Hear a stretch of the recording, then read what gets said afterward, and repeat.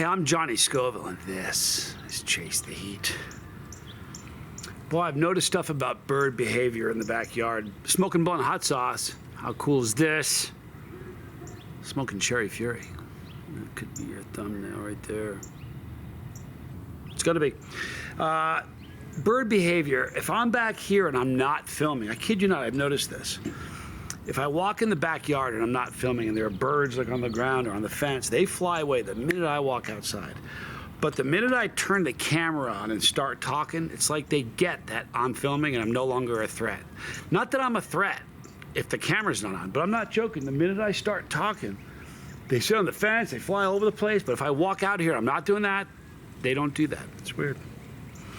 I've noticed another thing that was weird that happens. There are songbirds here, like the cardinal, and some beautiful songbirds. And then there are like these, the California quail, your Dan quail. The Dan quail are terrified of people, so are the doves, but the songbirds are not. Like they'll sit 3 feet from you and sing like, I don't know, it's weird. It's like they know they're protected. All right, so Smok'n Blunt Hot Sauce. I love Jay, he's a good dude. This is your Smok'n Cherry Fury.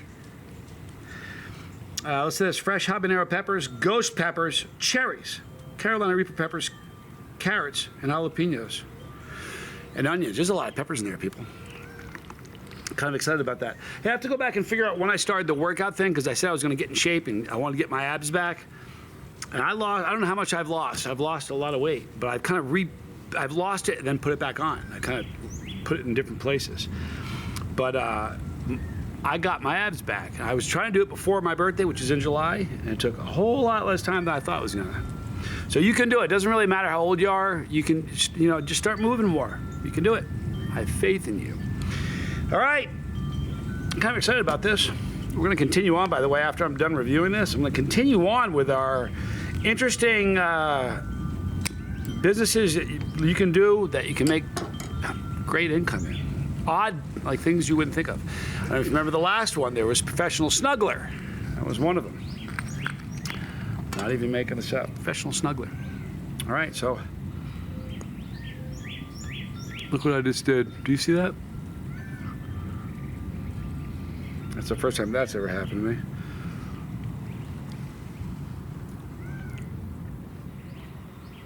Let me go smell this. A little bit easier this way. I don't risk having it spray on me.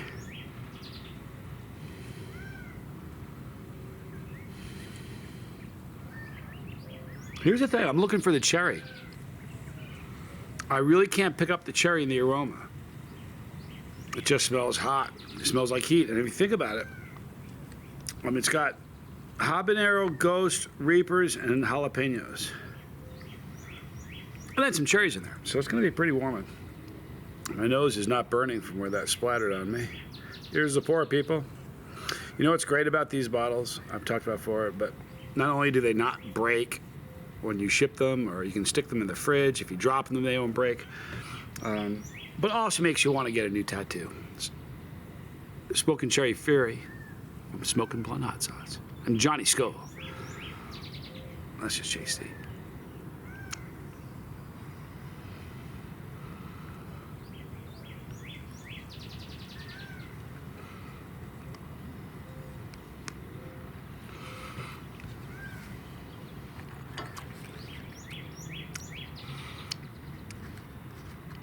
I'm very weird with cherry.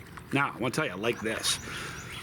Cherry to me is either, like if it's in a product like a candy and it's that artificial cherry flavor, I really don't like it because I think it's like an association with cough drops or cough syrup from being a kid. I don't know. But I don't like cherries like that way.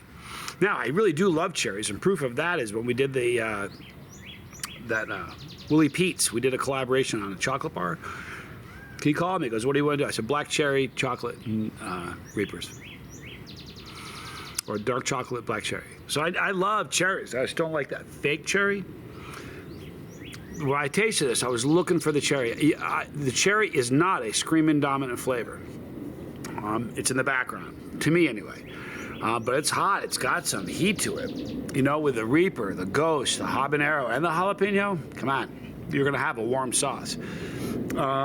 This is a sauce that it would be more versatile than you might think. Because when you think cherry, you're like, what can I put that on? Anything. Tacos, street, any kind of truck, food truck food.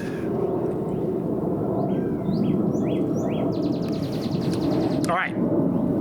Heat on that if you were if you're not a chili head, it'd be too hot for you. If you're a chili head, this would fall into the range of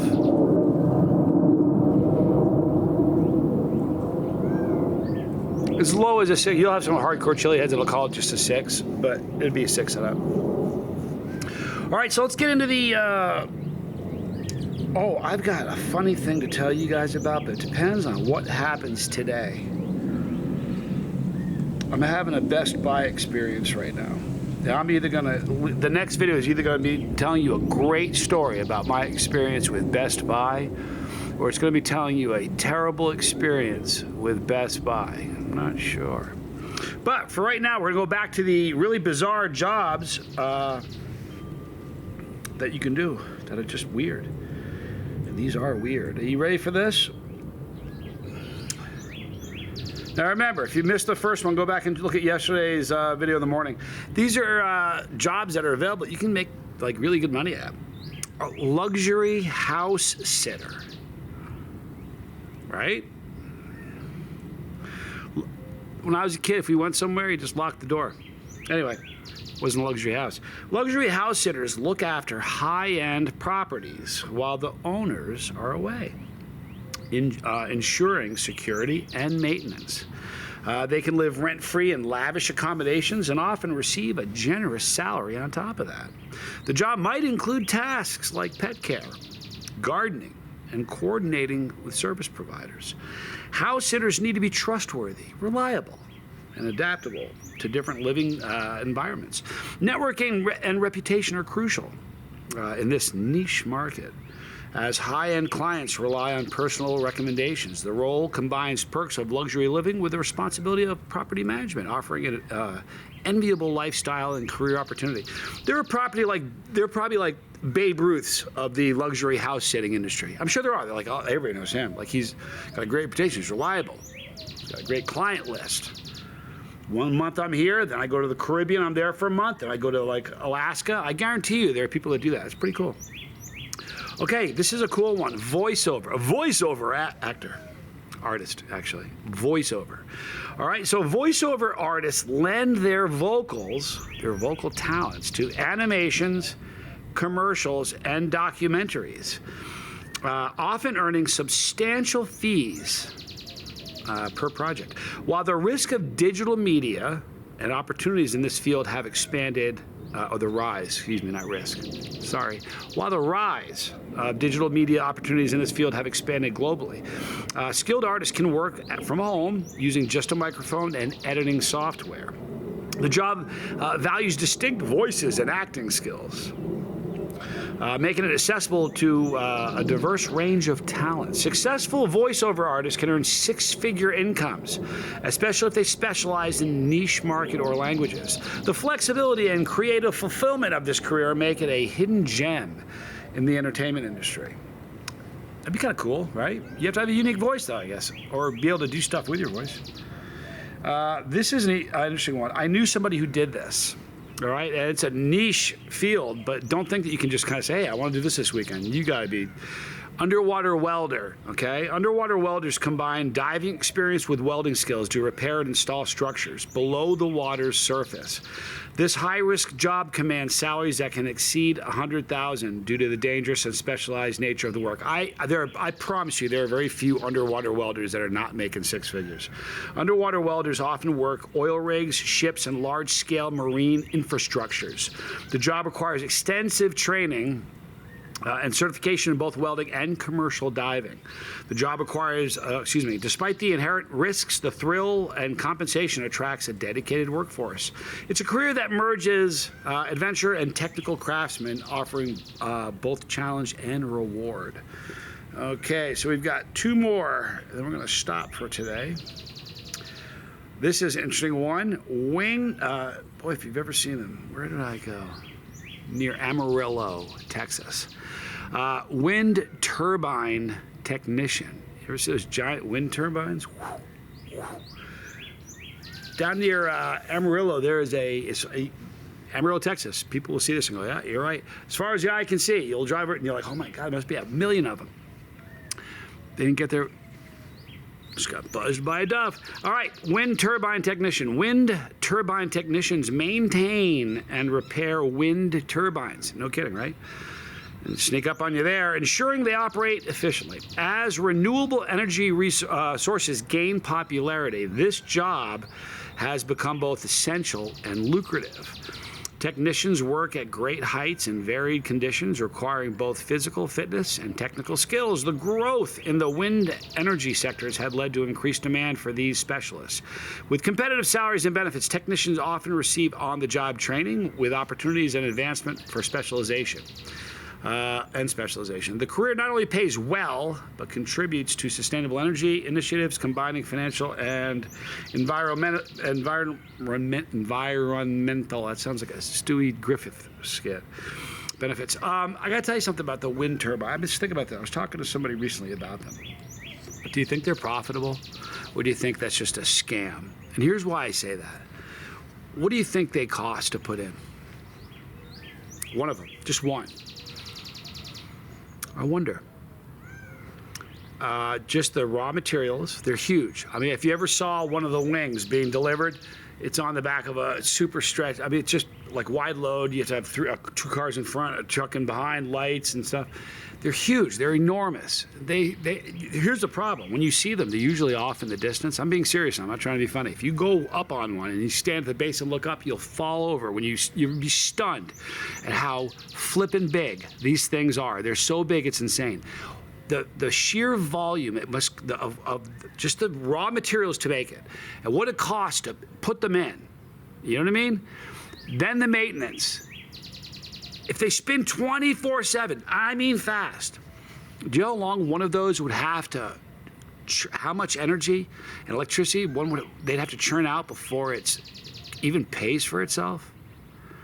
Or is that just to spend taxpayer money? I don't know.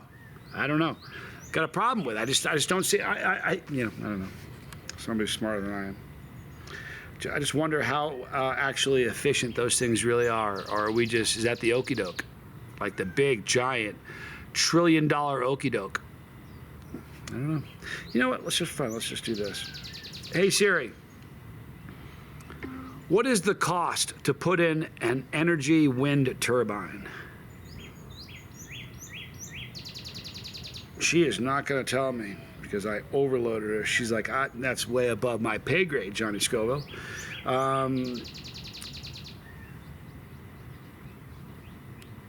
Cost for a wind turbine. Wind. I can't type here, people. Turbine.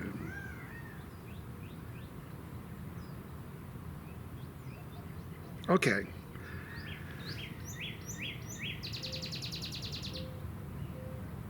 About $4 million each.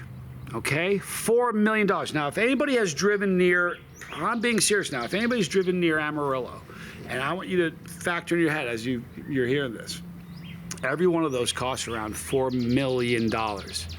Honestly, if you just do a freeze frame shot as you're driving Amarillo and then blow it up and have them frenziedly count how many of those things, there's thousands and thousands just in one picture. Just as you look. Every one of them is $4 million. If all the work and everything that you had to do to them was free, like all those people, the maintenance to upkeep them was free, how...